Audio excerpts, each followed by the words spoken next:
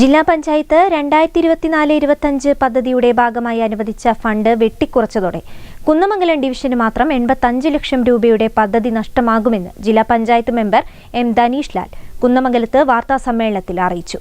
പെരുവയിൽ പഞ്ചായത്തിലെ വനിതാ തൊഴിൽ പരിശീലന കേന്ദ്രത്തിന് അനുവദിച്ച 20 ലക്ഷം രൂപ, കുറ്റിക്കാട്ടൂർ ഗവൺമെന്റ് ഹയർ സെക്കൻഡറി സ്കൂളിൽ ഇന്റർലോക്ക് പാകാൻ അനുവദിച്ച 10 ലക്ഷം രൂപ, 6 മൈൽ കീഴ്മാട് റോഡ് നവീകരണത്തിന് അനുവദിച്ച 10 ലക്ഷം രൂപ, കോട്ടോംപറമ്പ് കുറ്റിക്കാട്ടൂർ റോഡ് നവീകരണത്തിന് അനുവദിച്ച 15 ലക്ഷം രൂപ, പെരുവയിൽ പഞ്ചായത്തിൽ കാർഷിക വിപണന കേന്ദ്രം നിർമ്മിക്കാൻ അനുവദിച്ച 15 ലക്ഷം രൂപ എന്നീ പദ്ധതികൾ ഇതിൽ പെടുമെന്നും UDF അംഗമായ ധനീഷ് ലാൽ പറഞ്ഞു.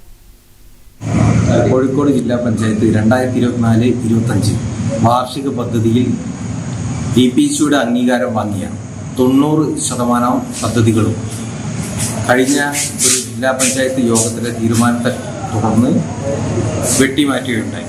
പക്ഷേ പദ്ധതിയിലേക്ക് അനുവദിക്കപ്പെടേണ്ട തുക പോലും അനുവദിക്കാത്ത ഒരു നടപടി സംസ്ഥാന സർക്കാരിൻ്റെ ഭാഗത്തുണ്ടായത്. അതിനെ തുടർന്ന് ഇപ്പം എൻ്റെ ഡിവിഷനായ കുന്നമംഗലം ജില്ലാ പഞ്ചായത്ത് ഡിവിഷനിൽ വനിതാ തൊഴിൽ പരിശീലന കേന്ദ്രം പെരുവയിൽ പഞ്ചായത്തിൽ 20 ലക്ഷം രൂപ വെച്ചതായിരുന്നു.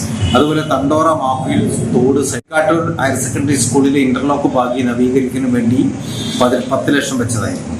6 മൈൽ കീഴ്മാട് റോഡിന് 10 ലക്ഷം വെച്ചതായിരുന്നു. കോട്ടാമ്പറമ്പ് കുറ്റിക്കാട്ടൂർ റോഡിന് 15 ലക്ഷം രൂപ വെച്ചായിരുന്നു. ഒരു കാർഷിക വിപണന കേന്ദ്രത്തിന് 15 ലക്ഷം രൂപ.